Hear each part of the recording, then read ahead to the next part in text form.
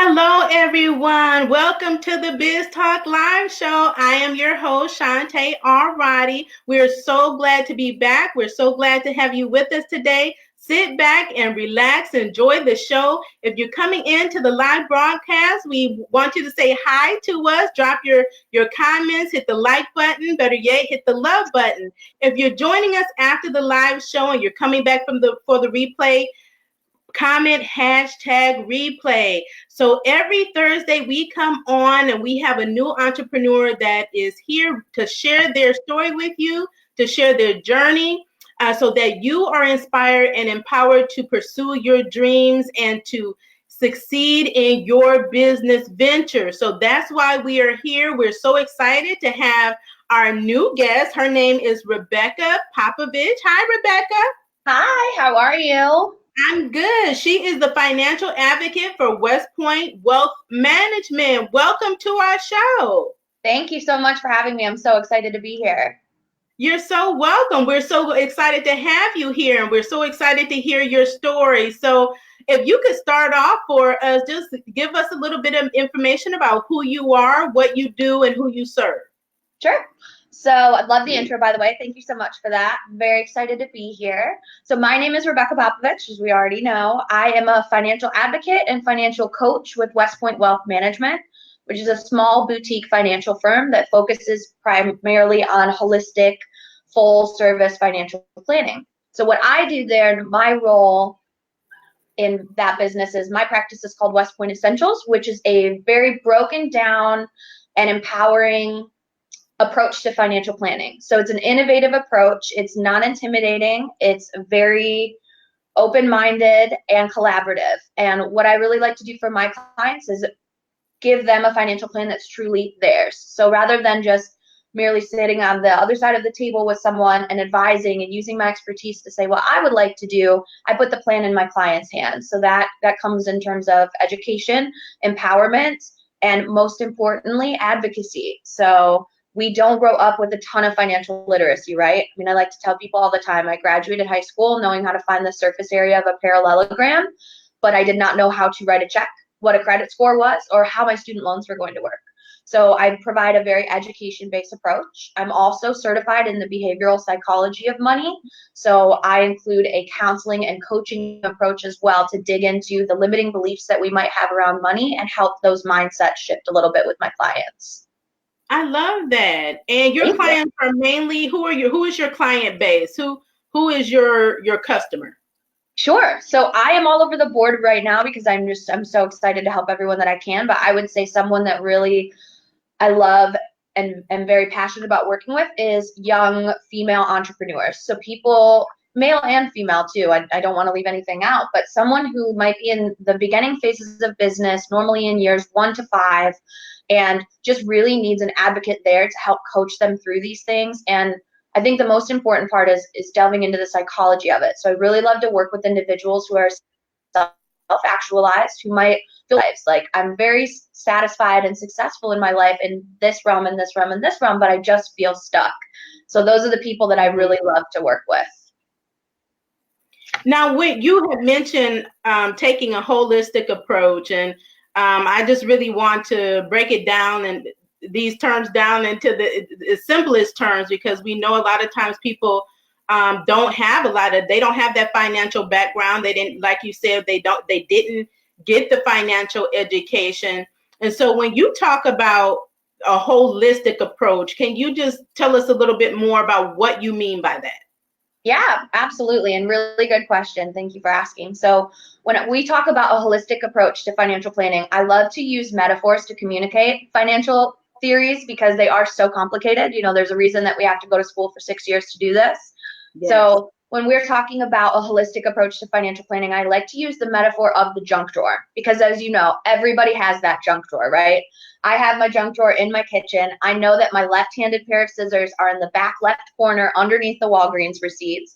So it's like chaos, but it's a little organized, right? So we oftentimes take that approach to our finances. So we've got one financial piece of our lives here and here. And it's kind of scattered, just like a junk drawer. So a holistic approach is taking a look at all of the pieces and working parts in your financial life and bringing them all into one place so that we can make better financial decisions going forward. Because if you are making a decision on something in that junk drawer, but you don't know where everything is at, it's very likely that you're not going to be making the right decisions to meet your financial goals. So that's really what we talk about when we're saying a holistic approach. It's a one-stop shop. You're communicating directly with me and my team, and we are here for everything financial. I love that. Thank you. Yeah. A very good explanation. Okay, so can you give us a little bit of background? So you've been doing this for how long? Have you always been working? Not always, but for a while in the financial industry, or were you doing something else and then just got excited about this? What was your beginning journey like to lead you to this path? Sure. So it's actually an interesting story, and I love how you phrased your question at first with, have you always been working? Yes, I have always been working. I think as entrepreneurs and business owners, we start work normally at a very young age. Yeah. But I don't think that my Johnny Rockets disco dancing opportunity at Cedar Point had anything to do with financials. But yeah, so I have a very long work history, but while I was finishing out college, I was actually working for a nonprofit venture capital firm, which was my first experience in finance. And I think as entrepreneurs, before we go into business for ourselves and start our own practices, it's so important to have more opportunities.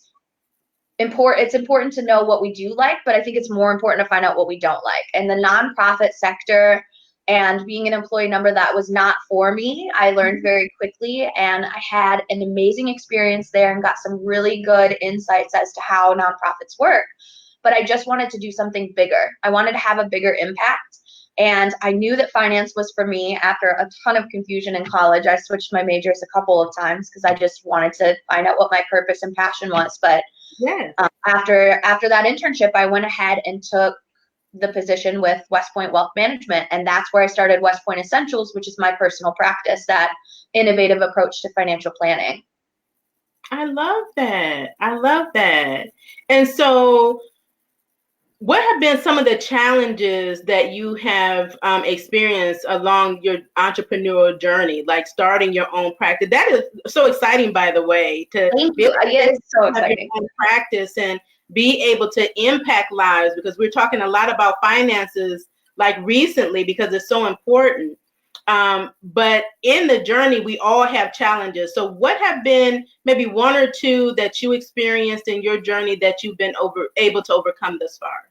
Sure. So first of all, how much time do you have? I mean, if we're talking about challenges and overcoming things, I think we could take up 6 episodes, right? So I'd love to keep it short and concise. And the first thing that's coming to my mind is one of the first challenges that I faced when I started going into business for myself. And that was, I felt like something was missing.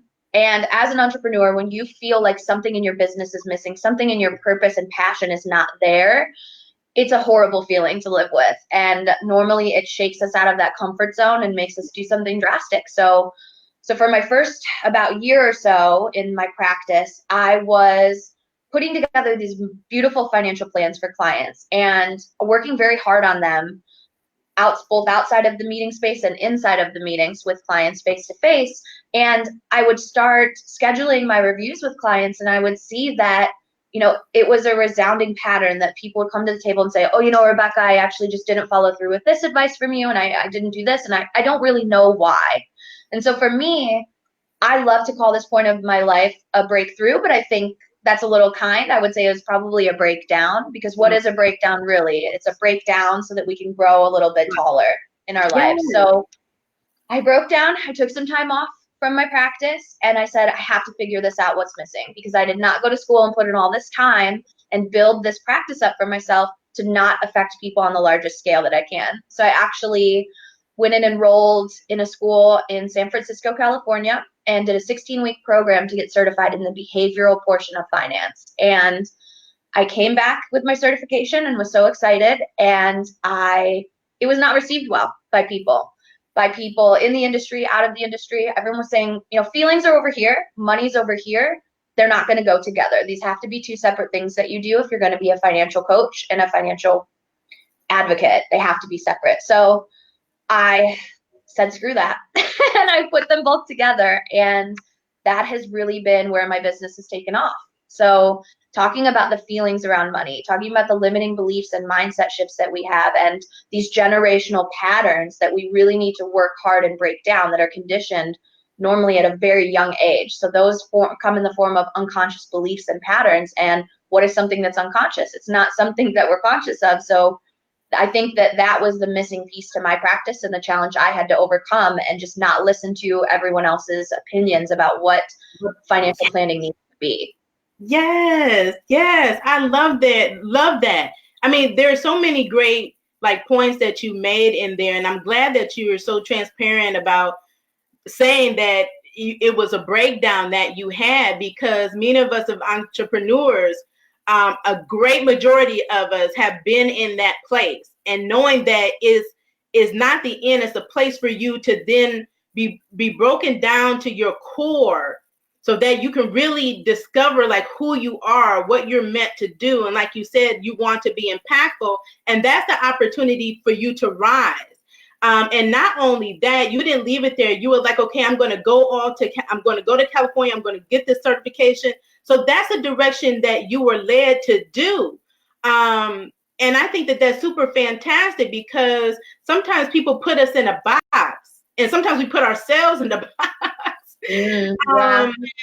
And, say what this journey should be like based on what we see like in the media. And it's not really like that. So to know that there's like, you experienced a challenge, you were able to overcome it, you found that there was a problem, you discovered a solution, and then not only that, you came back and people were not on the same page. They weren't aligned with your vision. You did not let that stop you. So I just want to just talk a little bit more about that, because I think it's so important. I think I made a reference yesterday about, people, you'll have a vision or you'll have an idea and people say it's crazy, you can't do it, though, go back to doing something else. And a lot of times that really stops people from pursuing their dreams and what they're actually supposed to be doing. So how important is it for you, from your perspective, to really stay focused on your vision and to silence the outside noise, really? Yeah. I love that question. These are so insightful. So I cannot think of anything that's more important to stay true to your vision, your why, and be your authentic self. And I tell my clients all the time that I coach these small business owners, I'm like, okay, how many people have told you that this is not a good idea? How many people have told you that your vision won't work? Tally those up. Those are points in your favor. Entrepreneurs are not people who come in and repeat ideas that are already done. We have new ideas, we're innovative, and it's so important to really stay true to that. And I can't imagine anything else that's more important. I always tell my clients, if people are telling you no, that's a good sign. If everyone's saying, oh, that's a phenomenal idea, go and get it, there might be something that you need to tweak. There might be some more time that needs to be spent, because new ideas are not often perceived well. Right. It's our human nature to just, if it's unknown, it's scary to us. So that's so true. So is there anything that you would go back and do differently if you had an opportunity, or no?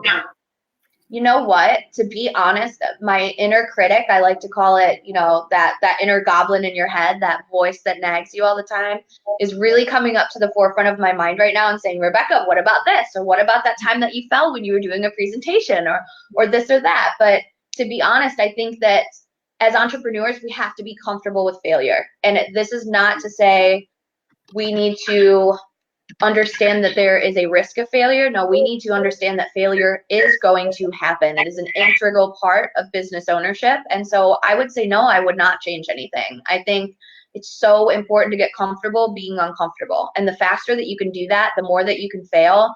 Those times in your life are just a very short segment of time in the grand scheme of things, and in your business as well. So take the wisdom that it's here to teach you and run with it and keep going. Get back up and keep going. I like that. Comfortable with failure. Just understanding that that's part of the process. It's a step in the process because we're innovators, we're trailblazers, we're the creative people, we're the ones that are making the impact on the world. So these are all new things that we're trying. So there's trial and error. It's really a testing process. So I think a lot of people get hung up on the word failure and the thoughts behind failure, that is some bad thing. But it's the testing of your idea, your initiative, your product, whatever it is that you're doing, to understand that that's part of the process. Is something that what you say you learn from, you gain insight, more knowledge and wisdom from, so that you can see that thing to fruition, right? And so, and there's success at every level, would you say? So how would you say that, what do you feel about acknowledging success in your own life and in your journey? Do you appreciate the milestones? Do you think that that's important to every step, every milestone that you have, that you're taking that time to celebrate it?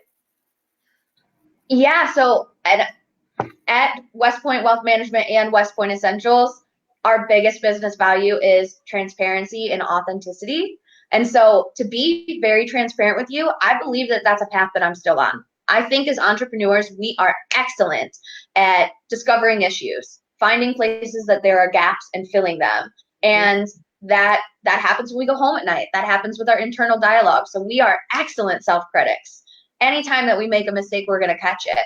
We're not so great at actually showing up and celebrating ourselves, because we're so quick to say, okay, well, I did that, I mastered it, on to the next. But when we do that, we're actually robbing ourselves of a really valuable opportunity to not just compare our beginning to someone else's middle or end, which don't you dare ever do that in business. I would say that's the biggest thing you could leave with today.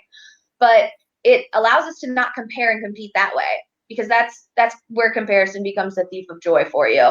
I would say it's much more important to compare where you are today to where you were 6 months ago, or 6 weeks ago, or 6 hours ago. So yeah, I think it's something I'm still working on, and I have a life coach who's phenomenal. Her name is Angie Og, and she gets on me about it. She's like, Rebecca, let's talk about where you were 6 months ago. Let's not compare your beginning to someone else's end. So yeah, I would say it's so important, and it's a work in progress. I love that. Don't compare your beginning to someone else's end. And I say that a lot because, especially in the age of social media, it's so easy when you're to compare yourself with others, when you're watching others and you think everybody's succeeding, but everybody has their own struggles. Everyone is in a different place in life. Everyone has their own individual journey. So your comparison isn't even equal. No. So your comparison, so it's not going to be fair to you or fair to anyone that you're comparing yourself to. And I think, like you said, be true to yourself, the path that you're on, your journey. Compare where you have been, between where you were and where you are now and where you want to go. And I think you'll be in a much better place doing that. And you won't get so discouraged, because it's easy sometimes to get discouraged on this path when you're, again, looking at other people and not really staying focused on what you're doing, what you're meant to do, and what you're here to accomplish. So yeah, absolutely. And I also think, I'm very wary and I'm very strict with myself on social media. I'm very strict on screen time for that exact reason, because it is so easy to get sucked into that comparison mindset, and your joy will diminish monumentally when you start comparing and competing. And it's so important to empower other business owners around us, even if they're in a competitive field, to just say, yeah, you're doing that, and that's a perfect fit for one client, and I'll be the perfect fit for the next client. There's plenty of people out there. But the last thing I'll say on this point is comparison. It's not good on social media. But what you're seeing is someone else, what they're willing to show you. So that is not a true reflection of where they're at. I think oftentimes as entrepreneurs, we hold on to our pride. So what we put out on social media is perfection. So we see it. We're not sharing our failures. I share my failures on social media because I would like to be a part of the solution and not the problem. But You're comparing yourself to something that's photoshopped, something that a branding strategist put together, something that was worked on and cultivated for hours. So you can't compare yourself with something like that. That's just what someone else is choosing to show you. And so that's why I created the podcast that I'm so excited to be having you on as well. It's called Passion Pit, and it's for that exact reason. It is the anti to social media. We talk about the good, bad, and the inevitably ugly of entrepreneurship, and that serves as a place to be authentic and real. And I think if we take that out of that platform and start imposing that on social media as well, the world will be such a better place. And I love that. That's what I'm all about. I think the more we show up as our authentic selves and be transparent, that's why I do this show. It's all about the story, like your real story, not filtered down, watered down, mask that people tend to put on. So I love that, because this is really what it's like. And you don't want someone to get into it thinking, having unrealistic expectations, but to know this is part of the process. But no matter where you are, no matter what you've been through, you can too succeed. So that's very good. So what would you say has been one of your greatest inspirations to keep you going day in and day out? Yeah, I love that. You have such insightful questions. So a couple things are coming to mind. Number one is learning to manage my emotions and lean into them rather than resist them or dissociate from them. So if I'm having a bad day, you got to roll up your sleeves, put up a ponytail, and get to work and be in that emotion. When you fail and you feel embarrassed and you feel scared, what's the first thing that you do when you fall on the sidewalk in front of someone? You're like, okay, who saw me? What happened? I have to recover quickly. I was just walking and then I decided to do a somersault. You try to recover. And it's all of these things have inner wisdom to teach us in our life. So if we try to recover too quickly and we don't feel those emotions and we push them aside, that's like shaking up a can of Coke. It is going to explode. And it's going to explode in the worst time. We all know that. I think before we went on air, we were talking about software updates on the laptop. Happens at the worst time. Like, that's life. So I think it's number one, it's really important to lean into your emotions when you do fail and you do feel bad. Number two, get friends and confidants and confident witnesses around you that are doing the same thing as you. So I love Brene Brown. She's an excellent thought leader in our field and in the field of psychology as a whole. But she talks about being in the trenches. You have to find other people to be in those trenches with you that are there experiencing it. So reaching out to other entrepreneurs and having talks just like this, where you're sharing the failures and you're saying, oh my gosh, my problems aren't unique to me. You fail too. Like, let's talk about it. I think, the third thing that I'll say on that question is having a really good mentor. So I have an excellent mentor. His name is Kurt Lindsay. He's been in the industry for years and years. And anytime that I'm at my lowest point, anytime that I'm like, you know what, I just keep failing, when is this going to end? I can grab him, take him into the conference room and just be like, Kurt, I have to just tell you everything that's going on. I'm failing. I'm doing this and that. And it's so important to have someone who can serve as a compassionate witness for you and say, I've been there. This is going to get better. And most importantly, remind you of your talent and your purpose to change the world, because you're not always going to remind yourself. You need someone there that's like, Shanté, you're Shanté. Like, you got this, girl. Yeah. So. And we need that. And because I was going to ask you that when you mentioned that you had a coach, and how important it is for us as entrepreneurs and business owners to have mentors and have coaches in our lives. And maybe you can speak on that a little bit, and also how you were able to, because I know a lot of people are finding the right mentor. So you cut out there just for a second, finding the right resources or mentors? The right mentor. Okay, yeah. So I'll just answer the first part of your question first. Is I cannot emphasize how important it is to have a coach in your life. So there are business coaches, there are financial coaches, there are life coaches. Having someone who is trained to talk you off that ledge, who is trained to lead you, and most importantly, who is trained to keep you accountable and understand your worth and hold your trust when you're not in the mode of trusting yourself so much, because we all have highs and lows. And the first time that I met with my life coach, I'm a certified life coach as well. So I had been trying to life coach myself. And I was just hitting a wall over and over again. And this was as recent as about 8 or 9 months ago, to be very transparent and authentic with you. And I said, I just don't know what I'm doing wrong. We were in our first session, our breakthrough session, and I'm like, I just don't know what I'm doing wrong. I'm a coach. How can I coach others if I can't coach myself? And she just very calmly and simply said, Rebecca, that's so silly. You can't see your own blind spots. And that just opened up a whole new world to me. I'm like, of course I can't see my own blind spots. I can assign myself coaching worksheets, but if I can't see the problem, I'm going to crash inevitably at some point. So no matter how high a level of expertise you are, if you are a certified coach in any realm, it's so important to have that person to have a neutral third party and listen to you, be raw and transparent and authentic, and to share the innermost workings of your thoughts. Because oftentimes, even when we're being transparent, that's only the first couple layers of our psyche. Yes. So that's to answer the first part of the question. And then the second part of your question is about finding the right mentor. So I would say when I was in college, I was a sponge for information. I wanted to join every club that you could in finance. I wanted to serve on every board. I wanted to do every extracurricular that I could in my career or in my collegiate career. And I found that I found a lot of really good mentors in that, because I was showing up and I was being transparent and vulnerable and saying, I don't know everything. And I think that's the best place to start when you're seeking a mentor out, is to say, I need help.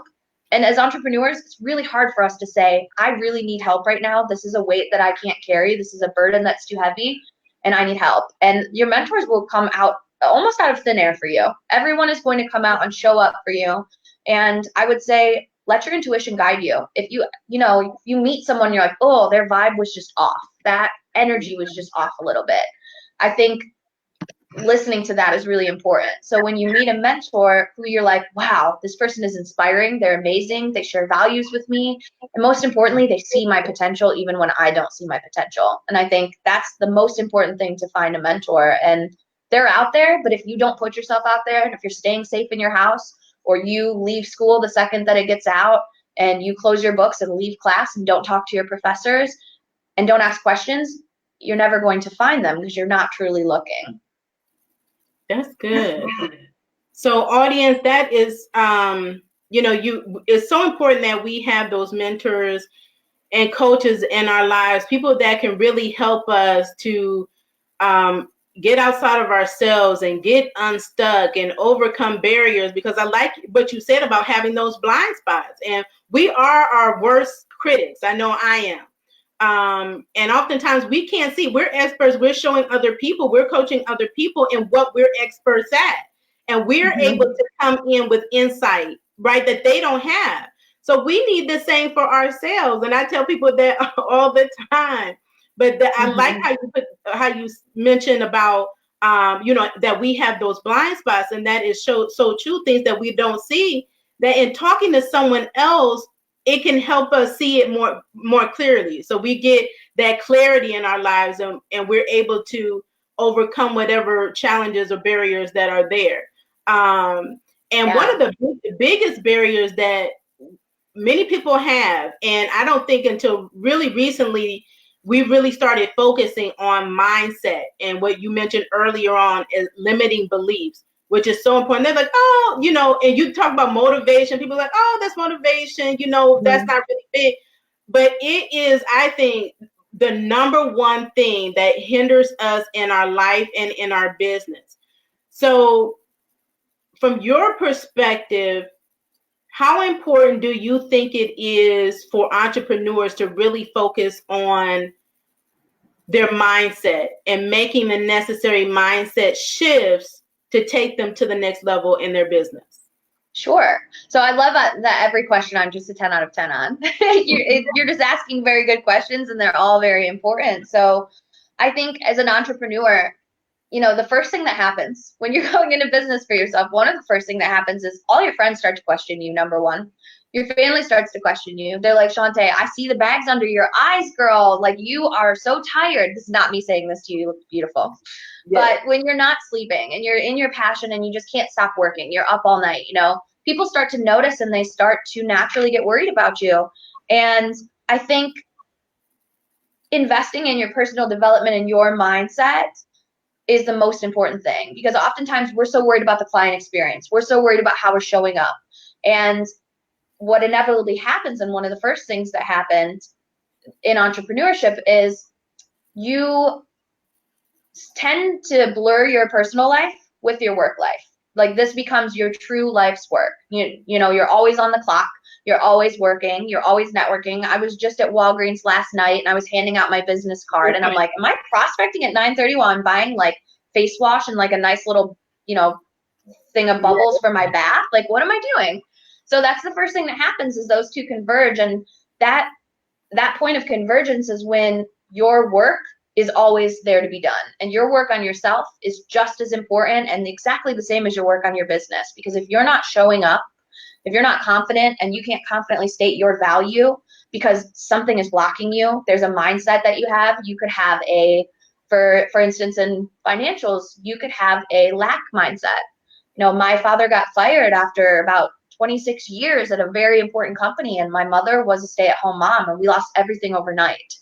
And so experiencing that lack, that financial lack, really put me in a place in my adult life where I was very scared to make big business moves. I was scared to go into business for myself because I had seen something happen firsthand that really shook us as a family unit. And so we have to heal that. We have to heal the past stuff. We have to identify where we're blocked in our mindset, which takes a certain amount of self-actualization. That takes a lot of work.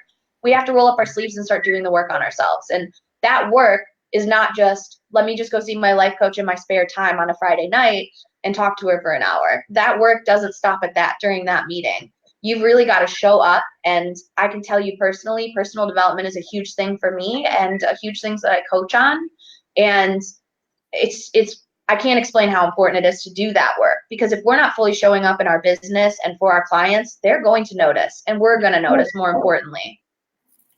Absolutely, they will notice. So that I am in total agreement that we do have to work on personal development, and I love that the real story of what your father went through, and as a result, what your family went through, because that has happened to so many people. So whether it's a financial situation like that or some other type of situation that we went through that was traumatic for us. And so a lot of us haven't dealt with that and don't realize that a lot of the things that we either are doing or aren't doing that's negatively impacting us or holding us back from really functioning at the highest level that we can are on a subconscious level, and things that we have not dealt with, that we have not healed from.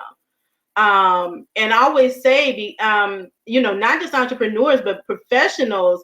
And I remember I went through this when I left my company. I know a friend, her sister went through a big depression after she was laid off. And just understanding that you have to grieve the loss, understanding that it's a loss, and you have to take that time, being, like you said, be in your emotions. So a lot of times we want to run away from it and not deal with it. But whatever you're doing in your personal life is going to run over into your business life. And so you want to be functioning for your clients at the highest level, because if you're not, they're going to notice and it's going to impact your performance. So very good information. Yeah, I always like to tell my clients too, my business owner clients, is you cannot build an empire on. So you got to start with the foundation. That's right. With reaping what you sow, with understanding your emotions and leaning into them, and then you can build on that, because a house is not going to be very stable on a cracked foundation. So that is just as important as your work on your business, and I would argue the same thing. I like that. You can't build an empire on a cracked foundation. You surely cannot. You surely cannot. So how would you define success for yourself? Ooh, your questions are so on point. I love these. So I think it's really important as business owners that we make our own definition of success, because oftentimes we're operating off of someone's manual who we don't even know, who is probably already passed on, and who defined it in a time that was much different than the times we're living in, and in the body and soul that's much different than where we are residing. So I would define success as getting into that flow state. Anytime that the clock just ticks by and time melts away from me and I get into that, I'm not sure how much you know about the neurology. I'm kind of like a neuro nerd in terms of podcasts in my spare time and my reading of books and things. But when you get into that flow state and time melts away, I think that is my biggest inclination of success is I'm centered with my purpose and with my passion. Because when you're doing something that you love, there's no way you're not going to be successful in it. And so doing something that you don't exactly love and you're going to be motivated by different things than doing something that you really truly are passionate about. And that's really how I would define success is being in that flow state and being centered with your purpose and your vision and your passion and knowing exactly how you want to show up and change the world rather than doing something that you don't exactly love. Then you're like, you're not really going to show up as well and your why's all wrong. Yes. And what would you say are like what has been your greatest success? Like one or two things that in your entrepreneurship career have just to you been your hugest accomplishment? Sure. So when I think of really big accomplishments and success, I don't know that I think of it in the traditional sense. So what's coming intuitively to me when I picture this, and I know that this is my monkey mind talking and not my rational mind, is like, cheering on a stage or getting an award. To me, none of that is my biggest accomplishment. I think my biggest accomplishment is when a client comes to me and says, you have been impactful in my life. When a client comes to me and says, I feel like I understand everything we talked about today.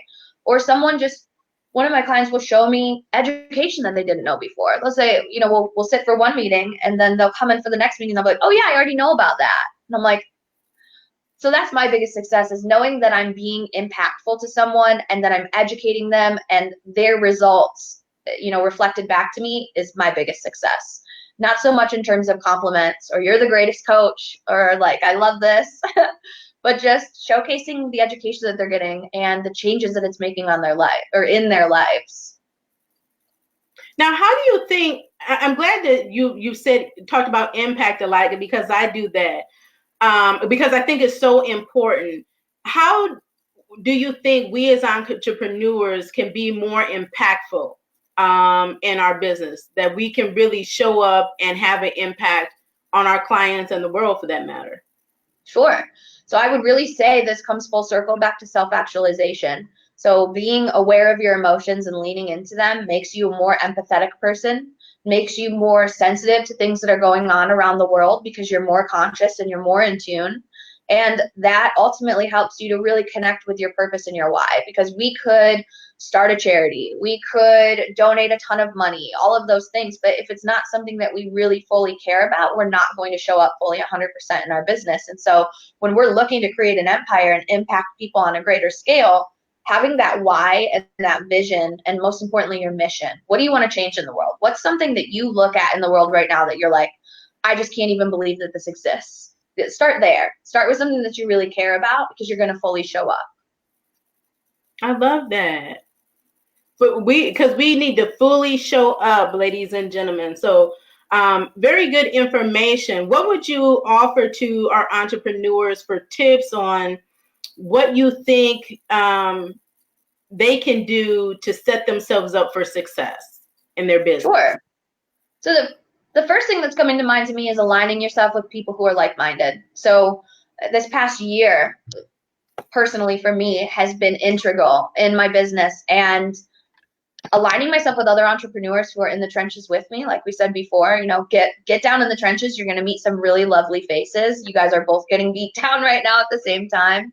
So reframing your network. So when you graduate college, your network is people you went to school with that you might get along with, you might keep in touch with, you have some high school friends over here, you've got all these different groups. But realigning your network with people who are doing the same thing as you, with people who believe in the same things that you do, and most importantly, believe in the work you're doing, that's life-changing, because your mindset will shift on that alone. Because I think I'm not sure who says it, but the quote goes a little something like, who you hang out with is who you become, who you surround yourself with.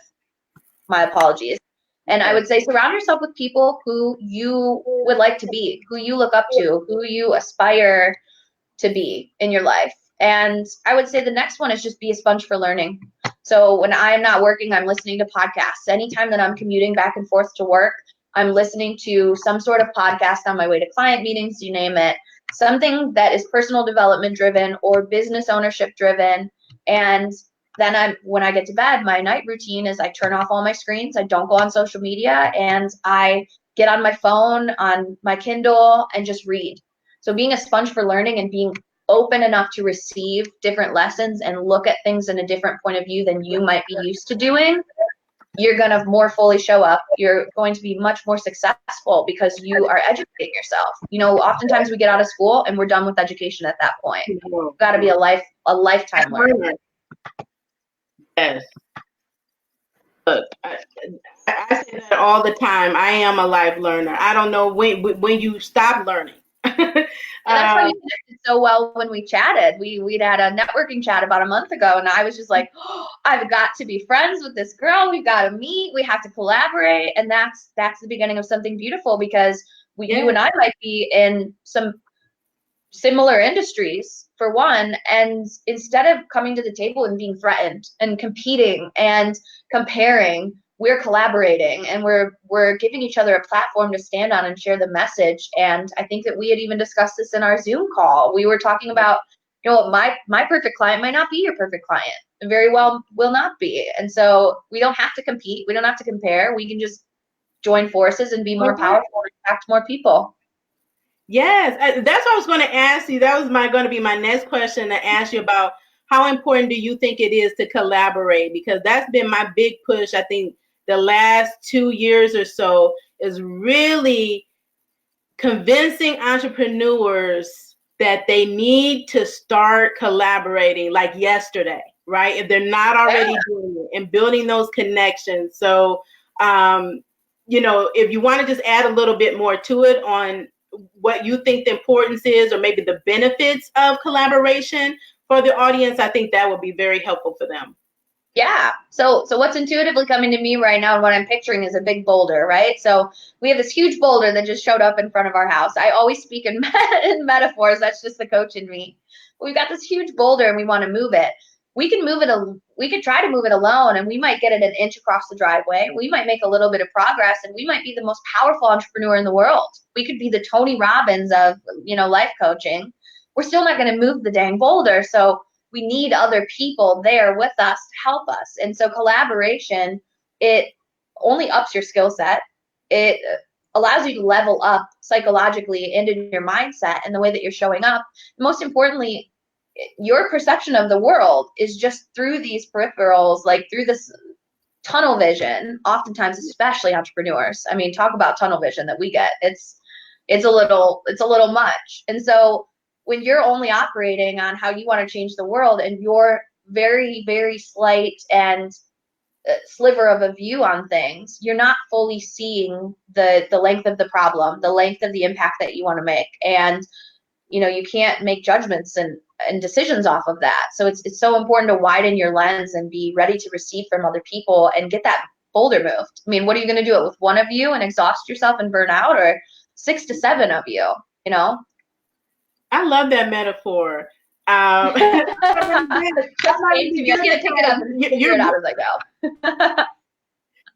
really good at that, at using those metaphors, and I think it makes it so clear for people where they really understand. They get it, right? And so it's not confusing. So the point is, ladies and gentlemen, is that we have to be intentional about collaborating with each other. It's collaboration over competition. So you could be in the same industry, a different industry, a complementary industry. We want to work together. So we're leading that movement of collaboration. And I so appreciate that. One of the questions I did want to ask you, from a financial perspective, since you're bringing that level of expertise, as entrepreneurs, we're here for service. We want to make an impact, but we also want to build wealth, and we want to create a legacy for our families for generations to come.